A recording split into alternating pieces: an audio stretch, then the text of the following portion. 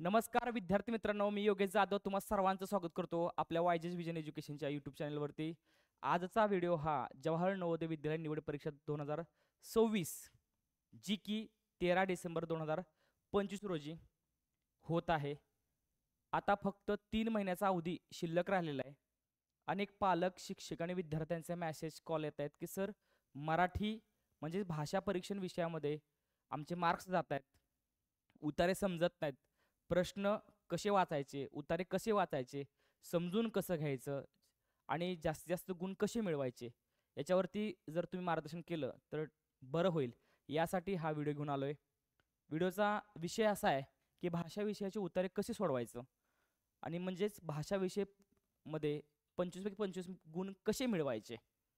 कारण बुद्धिमत्ता हा शिकवण्याचा विषय आहे, गणित हा शिकवण्याचा विषय आहे, पण भाषा हा विषय जर उतारांचा जर भाग बघितला तर तो समजून घेण्याचा आहे। लक्षात घ्या, स्वतः आकलन झालं पाहिजे, समज झाली पाहिजे। वाचायला सगळ्यांनाच येतं, पण वाचलेलं ते लक्षात आलं पाहिजे, समजलं पाहिजे, तरच आपण त्या उतारातले प्रश्न सोडवू शकतो। तर ते उतारे कसे वाचायचे काही मी टिप्स घेऊन आलेलो आहे। जर त्या पद्धतीने तुम्ही जर अभ्यास केला तर नक्कीच हा व्हिडिओ येणाऱ्या परीक्षेमध्ये तुमच्या गुणोत्तरसाठी खूप महत्त्वाचा ठरणार आहे। तर व्हिडिओ आवडल्यास लाईक, शेअर आणि कमेंट करायला विसरू नका आणि अजूनपर्यंत चॅनलला सबस्क्राईब केलं नसेल सबस्क्राईब करा, कारण आपण असेच व्हिडिओ वारंवार आपण घेऊन येत असतो। तर चला व्हिडिओला सुरुवात करूया। तर बघा, इयत्ता 6वी जवाहर नवोदय निवड परीक्षा मराठी भाषा परीक्षण उतारे व प्रश्न सोडवण्याची पद्धत, नक्की पद्धत काय, कशा पद्धतीनं उतारे वाचले पाहिजे, सोडवले पाहिजेत, ते या व्हिडिओमध्ये आपण पाहणार आहेत। तर चला भाषा परीक्षणाचे स्वरूप, आता काय नक्की उतार्यामध्ये नक्की काय असतं ते आपण या ठिकाणी पाहणार आहोत। तर उतारे असतात ते गद्य उतारे असतात। गद्य उतारे म्हणजे त्यामध्ये तुम्हाला कविता नसतात, तर धड्यांमधला किंवा पुस्तकांमधला अवांतर वाचनातले जे वेगवेगळ्या प्रकारचे पुस्तक असतात त्यातला कुठला तरी एक उतारा तुम्हाला त्या ठिकाणी 4 उतारे असतात, तुम्हाला माहिती आहे। प्रत्येक उतार्यावर 5 प्रश्न, 20 प्रश्न 25 गुणांसाठी असतात। तर त्यात गद्य उतारे विचारले जातात। गद्य उतार्यामध्ये सरासरी 5 ते 7 ओळीचा उतारा तुम्हाला दिला जातो। तर त्याच उतार्यावरती, त्या आशयावरती आधारित काही प्रश्न तुम्हाला दिले जातात आणि त्या प्रश्नांमध्ये व्याकरण, खास करून व्याकरण आणि शब्दसंपत्तीवर प्रश्नांचा भर त्या ठिकाणी दिला जातो। आणि हे प्रश्न सोडवत असताना तुम्हाला तो उतारा वाचून, त्यावरती असणारे प्रश्न वाचून अचूक उत्तरापर्यंत पोहोचण्यासाठी वेळेचं व्यवस्थापन आणि वेळेचं नियोजन तुम्हाला करावायचं असतं। आणि ते कसं करायचं पुढच्या स्लाइडमध्ये बघूया। बघा, उतारा वाचन कसे करावं। अनेकांना प्रश्न पडलाय की सर वाचतोय पण समजत नाही, किंवा वाचलं प्रश्न 2-2, 3-3 वाचून सुद्धा आम्हाला त्याचं उत्तर शोधता येत नाही। तर याचं कारण काय आहे, तर उतारा एकदा तुम्ही, तुमच्याकडे वेळ नाही 3-3, 4-4 वेळा परीक्षेत वाचायला, आता तुम्ही सरावासाठी वाचू शकता। परीक्षेत मात्र तुम्हाला एकदाच उतारा वाचायचा, आणि तो वाचायचा कसा, शांतपणे समजून घेऊन व्यवस्थितपणे, न अडखळता, न ही करता मनाने वाचायचा आहे। कारण तिथं वाचताना मोठ्या आवाज तुम्ही वाचू शकत नाही, परीक्षक राहत असल्यानंतर तुम्हाला मनाने शांतपणे तो उतारा वाचला पाहिजे। त्यासाठी तुम्हाला शांतपणे, शांत चित्तानं, एकाग्रतेनं, फोकसने तुम्हाला तो उतारा वाचला पाहिजे। आणि वाचत असताना वाचतात काय करा, महत्वाचे मुद्दे हे तुम्ही ती अधोरेखित केलं पाहिजे, अंडरलाईन। जसं मी आता ह्या महत्वाचा शब्द त्याला अंडरलाईन जसं करून दाखवतोय तुम्हाला, तसं तुम्ही त्या महत्वाच्या शब्दांना तुम्ही अंडरलाईन केली पाहिजे, अधोरेखित केलं पाहिजे, की जेणेकरून तसा प्रश्न तुम्हाला विचारला तर बरोबर आपलं लक्ष त्या ओळीवरती, त्या शब्दावरती गेलं पाहिजे।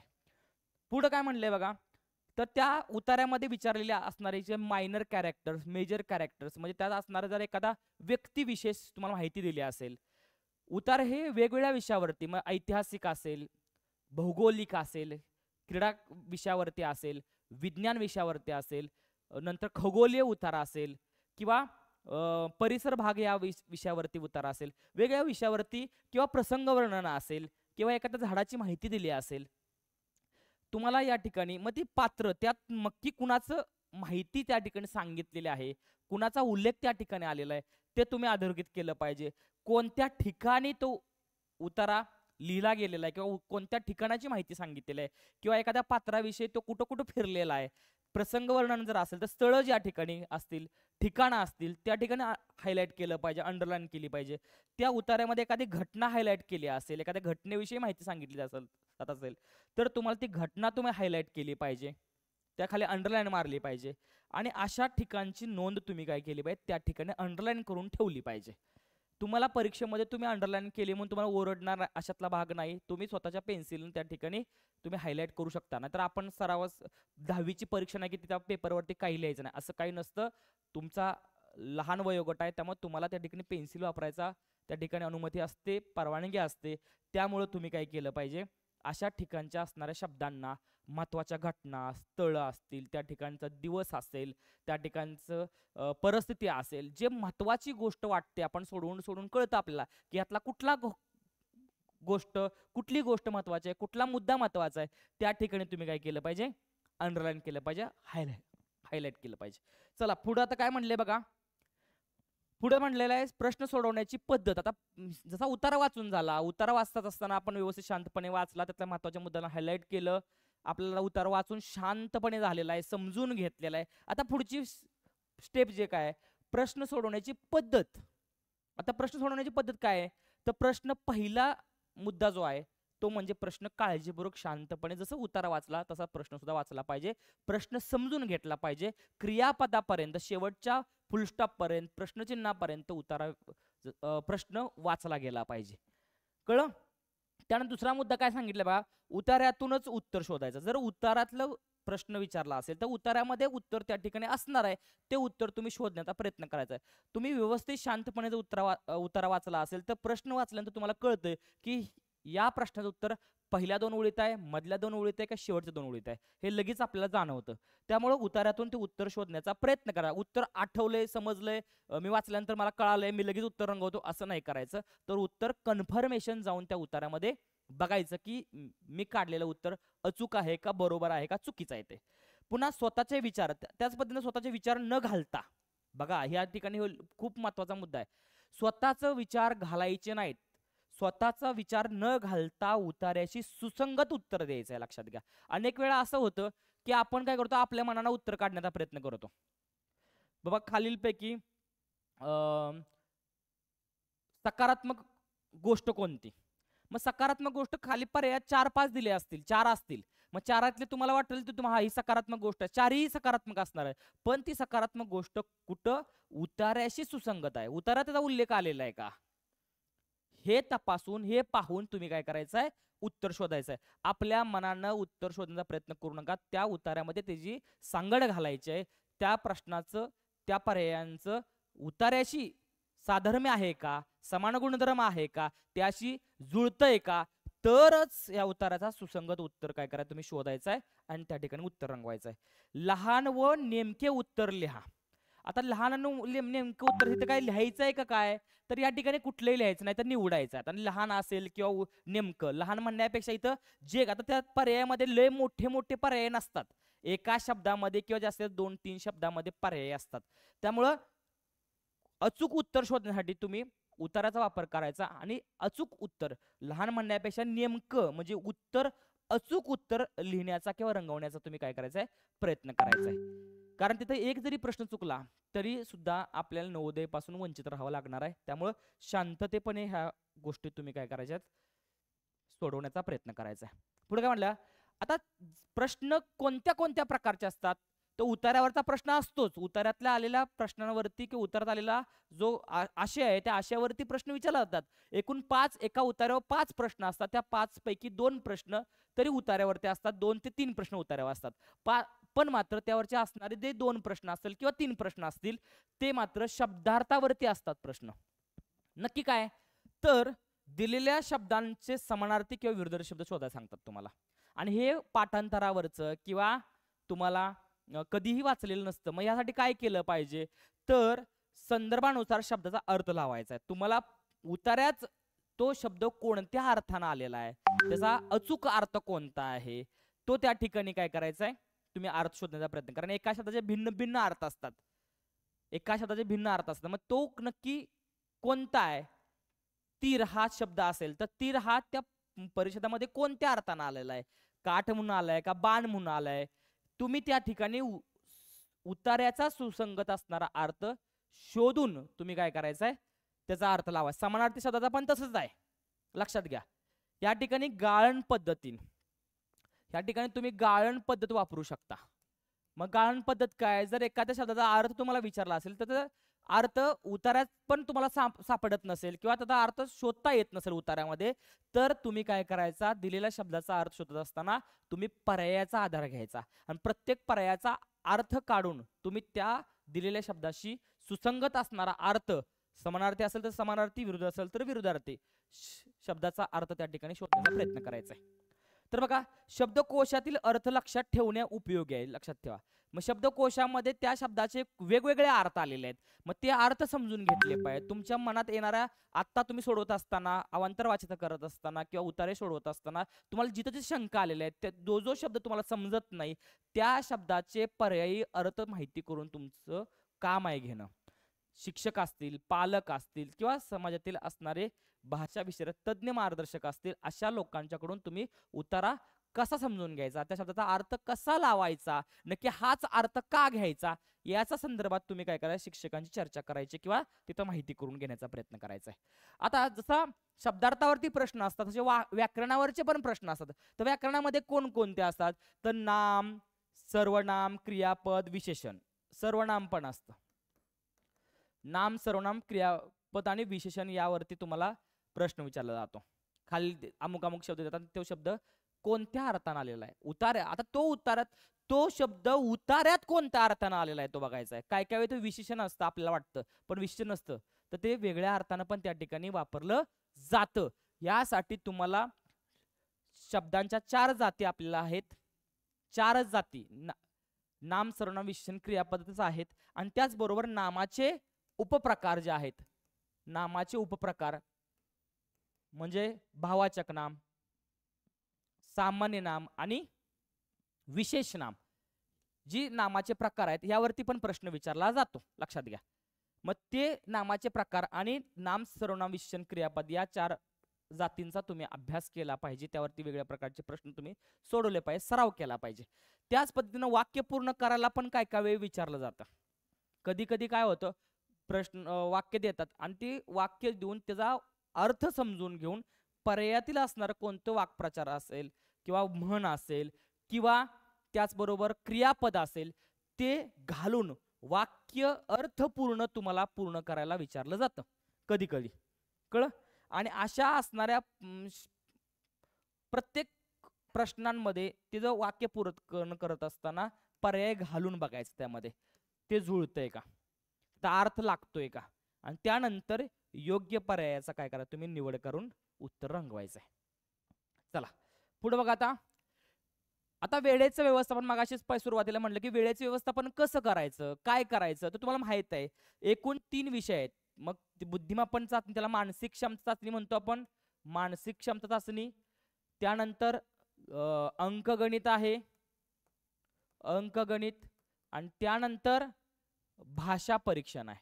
मग ह्या एकूण 3 विषयांसाठी तुम्हाला एकत्रितपणे 120 मिनिटाचा कालावधी दिला जातो.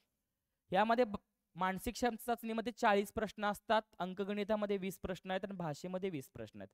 तर सरासरी आपण तिघांची जर योग्य पद्धतीने समान जर वेळेचं विभागणी केली तर प्रत्येकाला 40 मिनिटाचा अवधी त्या ठिकाणी मिळतोय तुम्हाला, आणि तो पुरेसा आहे.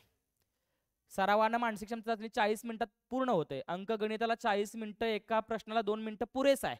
आणि भाषा परीक्षणाला सुद्धा उतारे सोडवायला 40 मिनिटं, पण त्यातला कुठं ना कुठेतरी 4-5 मिनिटं वाचतील ते इथं भाषेमध्ये तुम्ही टाकू शकता. भाषा विषयाला मात्र जास्त वेळ लागतो, कारण त्याचा अर्थ समजून घ्यायला वेळ लागतो. कधी कधी पुन्हा पुन्हा वाचावं लागतं. त्यामुळे इकडचे 5-6 मार्क इकडे तुम्ही ऍड करून तुम्ही त्या ठिकाणी सोडवू शकता. पण सरासरी तिघांना आपण समान वाटणी केली तर 40 मिनिटांचे 3 विषय तुम्ही व्यवस्थितपणे वेळेचं व्यवस्थापन करून सोडवू शकता.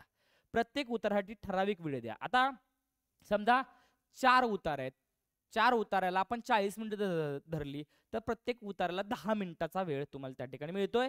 मग 10 मिनिटाचे 4 उतारे 40 मिनिटात तुमचे सोडून होतील. मग त्यामध्ये तुम्हाला एक 5 ते 7 मिनिटे 7 मिनिटं आपण उतारा वाचायला समजून घ्यायला आणि 3 मिनिटात त्या प्रश्नांचं उत्तर शोधायला तुम्हाला पुरेसा वेळ आहे. म्हणजे एक उतारा 10 मिनिटात वाचून आणि त्या प्रश्नांची उत्तरं सोडवायला तुम्हाला मिळतोय. अशा पद्धतीनं तयारी तुम्ही करायची आहे. कठीण प्रश्नांवर जास्त वेळ वाया घालून एखादा प्रश्न अवघड वाटतोय, तो समजणं झालाय, सुटणं झालाय, आता मला याचं उत्तर कन्फर्म आहे, तिथंच गोळी मारून पुढे जाऊ नका. तो प्रश्न साईटला ठेवा, त्याला प्रश्नाला प्रश्नपत्रिकेमध्ये गोल करा आणि उत्तरपत्रिकेमध्ये तो प्रश्न सोडून द्या. आठवणीनं सोडलाय का बघा आणि त्याच्यानंतर पुढच्या प्रश्नाकडे वळा. जर जास्त वेळ जात असेल, त्याचा तर्क लावता येत नसेल, त्याचा अर्थ समजून घेता येत नसेल, तो पाठीमागे राहू द्या, पुढे सारखा. लगेच नाही आता वेळ पुरणार नाही, आपल्याला रंगूनच जातो आणि नंतर वेळ नाही पुरला तर काय करायचं. वेळ असतो, राहतो वेळ. शेवटच्या वेळेस एक गोल रंगवायला जास्त वेळ लागणार नाही, 1-2 प्रश्न. त्यामुळं आणि असा एकही प्रश्न नाही की त्याला तुम्हाला तो सोडून चालणार आहे, लक्षात घ्या. किंवा नाही रंगवला तर चालतोय किंवा सोडून दिला तर चालेल, नाही आपल्याला मार्क्स पडतील, आपलं सिलेक्शन. एक प्रश्न जरी चुकला तरी शाश्वती तुमची लागण्याचे चान्सेस कमी झाले, हे लक्षात घ्या. त्यामुळं अवघड प्रश्न असेल, कठीण प्रश्न असेल, त्याला वेळ घालू नका, पुढं सरका, बाकीचे प्रश्न सोडवून घ्या. शेवटी त्या प्रश्नाला बघा, शेवटी उत्तरांची खात्री करा आणि उत्तर काढल्यानंतर तुम्ही उत्तराची व्यवस्थितपणे खात्री करूनच रंगवलेत का बघा. एखादा प्रश्न राहिलाय का चुकून रंगवायचा, मागं ठेवलेला प्रश्न, पूर्णपणे 80च्या 80 प्रश्न टोटलमध्ये आणि भाषा विषयामधले 20च्या 20 प्रश्न तुम्ही सोडवलेत का, याची तुम्ही काय करायचे, खात्री करायची व्यवस्थितपणे. आणि पुढे काय म्हटले बघा, आता टिप्स. आता हे सोडवत असताना काय टिप्स आहेत काय, तर यासाठी तुम्हाला जर उतारे अजून 3 महिन्यात आऊ दे, जर तुम्हाला मराठी उतारे चांगल्या पद्धतीने सोडवायचे असतील आणि चांगले गुण मिळवायचे असतील तर तुम्ही दररोज वाचनाची सवय लावली पाहिजे. अवांतर वाचन आहे, मग गोष्टीच्या पुस्तकांपासून सुरुवात करा. काही नाही, वेळ आहे भरपूर. दररोज तुम्ही एक कथा, छोटी कथा, त्यानंतर हळूहळू पुस्तकाची असणारी पुस्तकांची पानं वाढवत न्या. आवडीच्या पुस्तकापासून सुरुवात करा. श्यामच्या आईचं पुस्तक असेल किंवा कृष्णाकाठ यशवंतराव चव्हाणांची कादंबरी असेल, मनवी विश्वास विश्वास नांगरे पाटलांचं पुस्तक असेल, जी प्रेरणात्मक पुस्तक आहे, त्यातून काहीतरी आपल्याला ऊर्जा मिळते. आमचे मित्र युवराज पाटील सरांचं स्पीड ब्रेकर आणि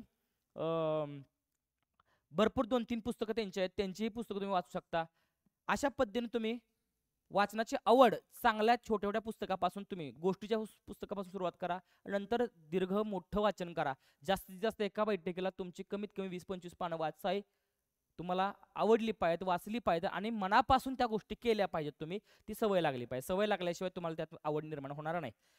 निबंध, कथा, कविता वाचा. आता तर तुम्हाला इथं गद्य उतारा, कविता का वाचायचे, कधी कधी उतार्यामध्ये अशी अलंकारिक भाषा विचारली जाते, त्याचा अर्थ समजत नाही. कविता ही जवळजवळ अलंकार नटलेली असते, लक्षात घ्या, दागिने नाही. तर त्या शब्द चमत्कृतीप्रमाणे त्या ठिकाणी वापरले जातात, वेगवेगळ्या प्रकारचे अर्थ असतात. आपल्याला ते कमी शब्दामध्ये कशा पद्धतीनं जास्त भाव त्या ठिकाणी सांगितला जातो हे कवितेतून आपल्याला वाचायला मिळतं. त्यामुळे निबंध वाचा, मोठमोठे निबंध वाचा, वर्तमानपत्र वाचा, लेख वाचा, चांगले चांगले लेख वाचा, कथा मोठमोठ्या दीर्घ कथा वाचा.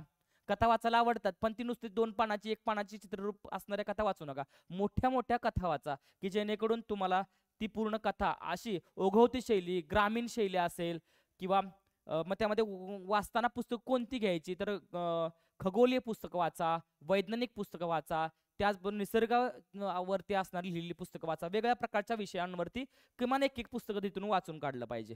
नवीन शब्दांची वही तयार करा. तुम्हाला जर एखादा शब्द अडला असेल, समजत नसेल, अननोन वर्ड्स आहे, तो आजपर्यंत कधी वाचण्यात आलेला नाही किंवा समजून घेता आलेला नाही किंवा सांगितलंय पण त्याचा अर्थ कळलेला नाही, अशा शब्दांसाठी तुम्ही एक वही घाला. त्या वहीमध्ये ते शब्द लिहा आणि त्या शब्दाचे अर्थ शिक्षकांकडून, पालकांकडून, तज्ज्ञ लोकांकडून ते समजून घ्या. आणि आपल्या जवळ सगळं मोबाईल आहे, त्या मोबाईलवरती अनेक प्रकारच्या असणाऱ्या वेगवेगळ्या प्रकारच्या कथा आहेत, वेगवेगळ्या प्रकारच्या, म्हणजे ज्याला वाचता येत नाही त्यांना ऐका, ऐकून घ्या. पहिल्यांदा ऐकण्याची सवय लावा, मग त्यातून नवीन नवीन शब्द माहिती करून घ्या आणि त्या वहीमध्ये तुम्ही लिहा, त्याचे अर्थ शोधण्याचा प्रयत्न करा. गुगलला टाकलं तर तुम्हाला प्रत्येक शब्दाचा अर्थ पर्यायी भरपूर 4-4, 10-10 अर्थ तुम्हाला त्या ठिकाणी मिळतील. मागील वर्षांच्या प्रश्नपत्रिकांचा सराव करा. महत्वाचं आहे, आजपर्यंत प्रश्नपत्रिका फायनलला ज्या पडल्या त्यांचे उतारे काय आहे, त्यांचा आशय काय आहे, त्याचा किती ओळींचा उतारा आहे, त्या उतार्यामध्ये नक्की कोणती माहिती सांगितली आहे, प्रश्न विचारण्याची पद्धती काय आहेत, त्या प्रश्नांचा अर्थ समजून कसा घ्यायचा. ह्याच्या अगोदर अनेक व्हिडिओ आपण टाकलेले आहेत किंवा वेगवेगळ्या चॅनेलवरती प्रश्नपत्रिका सोडवून दिलेल्या आहेत. त्याचा अर्थ कसा सांगितलेला आहे तो समजावून घ्यायचा आहे आणि प्रश्नपत्रिका सोडवण्याचा प्रयत्न करा की जेणेकरून तशा प्रकारचे उत्तरे तुमच्या हाताखालून जातील. 2014-15 पासूनच्या असणाऱ्या प्रश्नपत्रिका मार्केटमध्ये उपलब्ध आहेत. त्या प्रश्नपत्रिका घ्या, त्या वाचा, समजून घ्या, सोडवण्याचा प्रयत्न करा. अशा पद्धतीने ह्या टिप्स तुम्हाला सांगेल. अशा पद्धतीने तुम्ही केलं तर नक्की तुम्हाला उतार्यामध्ये मार्क्स वाढलेले दिसतील. लक्षात घ्या. आता आता निष्कर्ष काय, अनुमान काय काढायचं, त्यातनं नक्की आउटपुट काय निघणार आहे. तर बघा, उतारा नीट वाचणे महत्वाचं आहे. आता जर तुम्ही नीट उतारा वाचला तरच त्याचा अर्थ समजणार आहे, अन्यथा अर्थ समजणार नाही.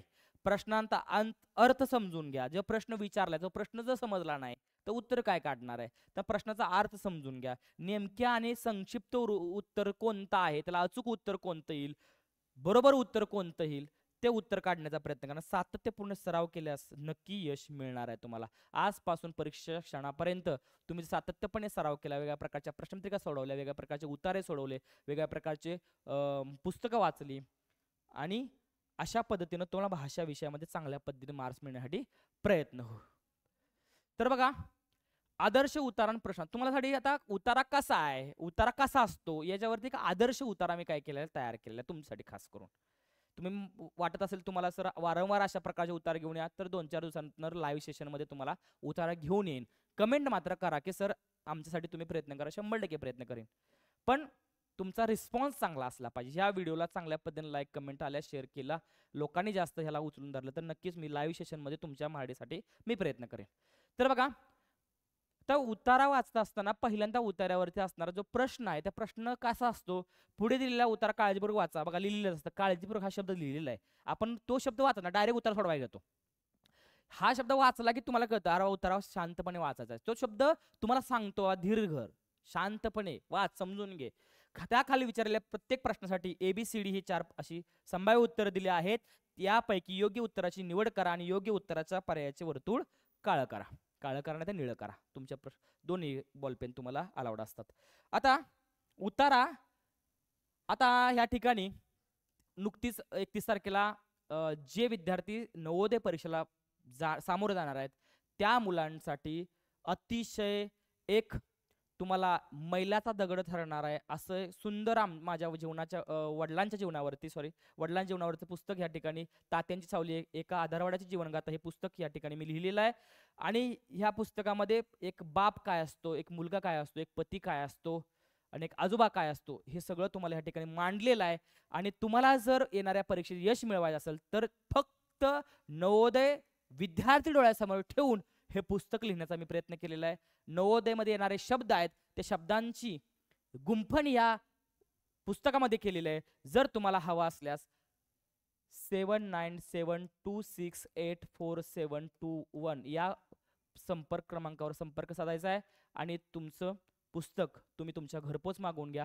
हे पुस्तक तुम्हाला वाचनाची आवड निर्माण करेल, नाती कशी जपायची हे सांगेल आणि येणाऱ्या परीक्षेमध्ये तुम्हाला उतारे समजून कसे घ्यायचे, शब्दांचे अर्थ कसे समजून घ्यायचे. भरपूर शब्द आहेत असे की कधीच तुम्ही ऐकले नसतील, वाचले नसतील, पाहिले पण नसतील. अशा शब्दांची या ठिकाणी वापर करून हे सुंदर पुस्तक, कमी पानात छोटं पुस्तक पण तुम्हाला चांगली दिशा देणारं पुस्तक हे या ठिकाणी मी तयार केलेलं आहे. खास करून तुम्हा सर्व विद्यार्थ्यांसाठी हे पुस्तक मागवू शकता. या पुस्तकाची फक्त किंमत 180 रुपये, पण ह्या 180 रुपये पुस्तकातून तुमचं नवोदयचं असणारं फ्री शिक्षण तुम्हाला मिळणार आहे, हे लक्षात घ्या. तर चला, आता या ठिकाणी तुम्हाला आदर्श उतारा ह्या ठिकाणी पाहायला मिळतोय. उतारा आहे बछेंद्री पाल यांच्या विषयावरती मी घेतलेला आहे, कारण एक उतारा कुणाला कुणाच्या तरी आयुष्यावरती निगडीत तुम्हाला उतारा दिलेला असतो. खगोलीय असेल, भौगोलिक असेल किंवा वैज्ञानिक असेल किंवा इतर आणखी कोणत्याही विषयावरती तुम्हाला एक समाजामध्ये चांगलं काम करणाऱ्या व्यक्तींचा एखादा उतारा तुम्हाला परीक्षेमध्ये असतो. असा एक उतारा मी ह्या ठिकाणी तयार केलेला आहे तुमच्यासाठी. तर उतारा काय, आदर्श उतारा यासाठी म्हणलेला आहे की उतारात परीक्षेत जसा पडतो ॲज इट इज तसा उतारा मी तयार करण्याचा छोटा उतारा तयार केलेला आहे. चला आपण उतारा वाचूया. हा उतारा वाचायचा कसा, त्याला महत्वाच्या मुद्द्याला हायलाइट कसं करायचं आणि उत्तर कशी शोधायची ते बघूयात. बछेंद्री पाल आता मेन कॅरेक्टर आहे, ज्यांच्या जीवनावरचा उतारा आहे ते म्हणजे कोण आहे, बछेंद्री पाल. या हिमालय सर करणाऱ्या पहिल्या सर सर करणे म्हणजे सर हा काय शिक्षकाचा शब्द आहे. सर करणे म्हणजे पादाक्रांत करणे म्हणजे किंवा चढाई करणे अशा अर्थानं सर करणाऱ्या पहिल्या भारतीय महिला आहे गिर्यारोहक. आता गिर्यारोहकचा शब्द माहिती असला पाहिजे. गिर्यारोहक म्हणजे गिरी म्हणजे पर्वत, पर्वतावर चढाई करणारे लोक असतात त्याला गिर्यारोहक म्हणतात. गिर्यारोहक आहेत बघा काय म्हणलं मी कुठं कुठं आलं. बचेंद्री पाल या हिमालय सर करणाऱ्या सर म्हणजे चढाई करणाऱ्या पहिल्या महिला गिर्यारोहक आहेत. म्हणजे ह्या लेडीज आहेत, ह्या महिला आहेत. लिहिलेलं आहे महिला हा शब्द लिहिलेलेच आहे. कळलं. 1984 साली त्यांनी किती 1984 स्थळ घटना बघा लक्षात घ्या. त्यांनी ही घटना दिल्या. त्यांनी माउंट एव्हरेस्ट बघा जगातलं सर्वात मोठं उंच शिखर जे असतं माउंट एव्हरेस्ट आहे की नाही. तर ते माउंट एव्हरेस्ट सर केले म्हणजे चढाई केली तिथपर्यंत पोहोचलेले आहेत. कळलं का. भारताच्या पहिल्या महिला असून त्यांनी 1984 साली त्यांनी माउंट एव्हरेस्ट सर केलेला आहे. बालपणापासून त्यांना साहसाची साहस म्हणजे काहीतरी विलक्षण करण्याची निडर धाडसी साहसी म्हणजे धाडसी धाडसाची आवड होती. काहीतरी वेगळं करा इतरांपेक्षा वेगळं काहीतरी करण्याची त्यांना आवड होती. शाळेच्या सहलीत डोंगर चढताना त्यांची चिकाटी म्हणजे एखादी गोष्ट करण्यासाठी तुमच्याकडे असणारी जी सातत्यपणे काम करण्याची जी जो गुण आहे तो चिकाटी. जसं मुंगीकडे असतो. कणभर मुंगी मनभर साखर घरातली पस्त करते. तिला सांगावं लागत नाही कुठल्या डब्यात किती नंबरच्या डब्यात साखर आहे. ते बरोबर त्या ठिकाणी पोचते तिथली साखर खाते. ती चिकाटी असते. 1000 वेळा पडते. हरविंशराय बच्चन यांची कविता आहे चिट्टीवरती. नन्ही चिट्टी मुंह में दाना लेकर चलती है, गिरती पड़ती 100 बार फिसलती है, मेहनत उसकी बेकार नहीं जाती, कोशिश करने वालों की कभी हार नहीं होती. ती चिकाटी धैर्य ती मिळत नाही तोपर्यंत सातत्यपणे तुम्ही प्रयत्न करतात धैर्य म्हणतात. टिकून राहिलं पाहिजे त्या गोष्टीवरती. साऱ्यांना दिसली म्हणजे लहानपणापासूनच शाळेच्या सहलीत शाळेच्या सहल वगैरे डोंगरा माथ्यावरती गेली आणि त्या ठिकाणी त्यांची ती सर करताना डोंगर चढताना त्यांची चिकाटी धैर्य संयम त्या ठिकाणी त्यांना सगळ्यांना दिसलेला आहे. नातेवाईकांच्या विरोधानंतरही आता त्यांना हे करत असताना नातेवाईकांनी विरोध केला. बाई तू काय करू नको मुलगी आहेस पडलीस काय झालं हातपाय मोडला तर काय करायचं. तर विरोधानंतरही त्यांनी गिर्यारोहणाचे शिक्षण घेतले. घरातल्या माणसांना जुमानलं नाही. तिच्या स्वतःवरती असणाऱ्या कष्टावरती मेहनतीवरती स्वतःचा विश्वास होता आणि त्यांनी काय केलं गिर्यारोहणाचे शिक्षण घेतलं. एक प्रॉपर शिक्षण घेतलेलं आहे एज्युकेशन घेतलेलं आहे की कशा पद्धतीने चढाई करायची. माउंट एव्हरेस्ट काय नुसतं बोलण्यात पण सोपा नाही. हिमालय सर करताना खूप मोठा आहे आणि ते करत असताना असं उठले गेले चढाई केली असं नाही. त्यासाठी प्रॉपर असणारे योग्य मार्गदर्शन त्या ठिकाणी घेतलेलं आहे. प्रशिक्षणाच्या काळात जखमा थंडी थकवा यांचा सामना करत त्यांनी आपली जिद्द सिद्ध केली. बघा काय केलं. प्रशिक्षण जेव्हा घ्यायचं चाललं होतं त्या काळामध्ये जखमा झाल्या अनेक वेळा ओरखडे बसले पडले लागलं धडपडलं रक्त आलं थंडी आता एवढा मोठा माउंट एव्हरेस्ट हिमालय बर्फ आहे त्या ठिकाणी त्या थंडीचा सामना करावा लागला. ते चढाई करताना कित्येक थकवा जाणवला शरीरामध्ये ताण उरला नाही याचा सामना करत त्यांनी आपली जिद्द सिद्ध केली. जिद्द इथं आलंय बघा. जिद्द म्हणजेच चिकाटी म्हणजेच जिद्द डबल शब्द आला इथं. अखेर म्हणजे शेवटी जगातील सर्वात उंच शिखर सर करून त्यांनी भारताचा गौरव वाढवला. मग एवढं सगळं करून शेवटी हार मानली नाही. शेवटी त्यांनी अखेरपर्यंत ते काम त्यांनी प्रशिक्षण घेतलं मेहनत घेतली कष्ट घेतली जिद्द ठेवली आणि त्यांनी हे जगातलं सर्वात उंच शिखर त्यांनी सर करून त्यांनी काय केलंय भारत देशाचा गौरव पूर्ण जगामध्ये त्यांनी काय केलेलं वाढवलेला आहे. त्यांच्या कार्यामुळे अनेक मुलींना स्वप्न पाहण्याची आणि ती पूर्ण करण्याची प्रेरणा मिळाली. त्यांनी इतकं मोठं काम केलं. कुणी बचेंद्री पाल यांनी इतकं मोठं काम केलं की मुलींना स्वप्न पाहण्याची आणि ती पूर्ण करण्याची प्रेरणा त्यांच्या कामातून त्यांनी जगाला दाखवून दिलेलं आहे. तर मुलगी असून काय झालं मुली सुद्धा गिर्यारोहक होऊ शकतात आणि एवढं मोठं शिखर सर करू शकतात. हे त्यांच्या असणाऱ्या जीवनाच्या ह्या कसोटीतून त्यांनी सांगितलेलं आहे. असं हा छोटा पण काहीतरी घेण्यासारखा उतारा तुम्हाला मी त्या ठिकाणी दिलेला आहे. मी वाचलेला आहे बघा महत्वाचे मुद्दे आहेत त्याला मी हायलाइट केलेला आहे. अशा झालेल्या उतारावरती आता प्रश्न बघूयात. आता या ठिकाणी 5 प्रश्न घेतलेले आहेत मी बघा. प्रश्न पहिला काय बचेंद्री पाल यांनी भारताचा गौरव कसा वाढवला. आता इथं मग पर्याय वाचा. खेळ जिंकून माउंट एव्हरेस्ट सर करून, पुरस्कार मिळवून, परदेशात शिक्षण घेऊन. काय आता परदेशात शिक्षणाचा विषय आलाय का? नाही आलेला. पुरस्कार कुठे मिळालेला विषय आलाय का? नाही आलेला. खेळाचा विषय कुठं आलाय का? नाही आलेला. मग काय आलेला आहे? विषय तर होता. बचेंद्री पाल यांनी काय केलं? माउंट एव्हरेस्ट, जगातलं सर्वात मोठं शिखर काय केलंय त्यांनी? सर केलेलं आहे. म्हणजे पर्याय क्रमांक 2 हे अचूक उत्तर आहे. हे की नाही? दुसरा प्रश्न काय बघा, जिद्द या शब्दाचा समानार्थी शब्द. आता आत्ताच तुम्हाला हायलाइट केला मी, तर हे का, जिद्द आणि चिकाटी. मग जिद्द या शब्दाला समानार्थी शब्द कोणता? नशीब नाही, आळस अजिबात नाही, अपयश अजिबात नाही. काय आला? पर्याय क्रमांक 2 चिकाटी. जिद्द म्हणजे चिकाटी, सातत्यपणे प्रयत्न करणं. तिसरा प्रश्न काय बघा, बचेंद्री पाल यांच्या कार्यामुळे समाजावर काय परिणाम झाला? आता बचेंद्री, आता हा तार्किक प्रश्न आहे, लक्षात घ्या. हा प्रत्येक प्रश्न मी काय केलेला आहे, व्यवस्थितपणे काढलेला आहे, की जेणेकरून तुम्हाला त्या प्रश्नाचा सराव व्हावा. बचेंद्री यांच्या कार्यामुळे आता तुम्हाला स्वतःला विचारलं की काय परिणाम झाला, समाजावर काय परिणाम झाला? तर मुलींनी स्वप्ने पाहणे थांबवले? अजिबात नाही. उलट त्यांच्या प्रेरणेनं तर त्यांची प्रेरणा घेतली जगातली सर्व मुलींनी, की स्वप्न पाहिली पाहिजे आणि पूर्ण केली पाहिजे. हे होऊ शकत नाही. मुलींना प्रेरणा मिळाली, नक्कीच मिळाली. पर्वत छोटे झाले असं काही नाही. पर्वत त्यांनी पार केलं म्हणजे पर्वत छोटं झालं आणि बाकीच्यांनी पार केलं असं काही का? नाही. भारत गरीब झाला ह्याचा तर काही संबंधच नाही. मग अशा वेळेस तुम्ही काय करायचं आहे, पर्यायाचा आधार घेऊन उत्तर काढण्याचा प्रयत्न करायचा आहे. इथं दिलेलंच आहे बघा, स्वप्न पाहण्याची आणि ती पूर्ण करण्याची प्रेरणा मिळालेली आहे. मुलींना प्रेरणा मिळाली, पुढे जाण्यासाठी प्रोत्साहन मिळालेलं आहे. पुढे काय म्हणलंय बघा, माउंट एव्हरेस्ट हा कोणत्या प्रकारचे नाम आहे? आता नामाचा प्रकार तुम्हाला विचारलाय. आता माउंट एव्हरेस्ट हे एका पर्वताचं नाव आहे. म्हणजे एखाद्या गोष्टीच्या, ठिकाणाच्या, वस्तूच्या, पदार्थाच्या आणि फुलाला वगैरे असं विशिष्ट नावं दिली तर ते विशेष नाम ओळखलं जातं. भाववाचक नाम नाही, सामान्य नाम नाही, समूहवाचक नाम नाही, तर ते विशेष नाम आहे. कारण त्याला विशिष्ट नाव दिलेलं गेलेलं आहे. पर्वत असतं तर ते सामान्य नाव आलं असतं, पण माउंट एव्हरेस्ट हे नाव दिलेलं आहे, त्यामुळं त्या ठिकाणी त्याला विशेष नाम हे उत्तर येणार आहे. बचेंद्री पाल यांच्या जीवनातून आपण काय शिकतो? काय शिकतो? त्या ठिकाणी दिलंय, हार मानावे. अजिबात नाही, हार मानली नाही. जिद्द आहे, चिकाट आहे, सातत्याने प्रयत्न केला पाहिजे. नंतर स्वप्ने पाहू नयेत असं काय नाही, उलट मोठी स्वप्न पाहिली पाहिजे आणि त्या पाठीमागे पाठलाग केला पाहिजे. प्रयत्न टाळावेत. प्रयत्न टाळलं तर आपण यशस्वी कसं होऊ? तर मग हे येणार नाही. पर्याय क्रमांक 2 येणार आहे. धैर्य व आत्मविश्वास ठेवला पाहिजे, स्वतःवरती कॉन्फिडन्स असला पाहिजे, संयम ठेवला पाहिजे, चिकाटी ठेवली पाहिजे, जिद्द ठेवली पाहिजे, तरच तुम्ही एखादं मोठं काम तुम्ही सहज लिहिल्या पार करू शकता. अशा पद्धतीने छोटासा पण तुम्हाला एक आदर्श उतार या ठिकाणी मी काय केलेला आहे, दिलेला आहे.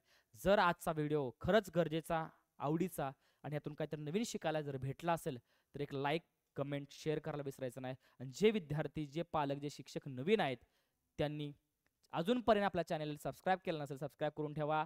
आणि जर तुम्हाला अशा प्रकारचे उत्तरे सोडवायचे असतील आणि सराव चांगला करून घ्यायचा असेल तर तशा पद्धतीचं कमेंट बॉक्समध्ये करा.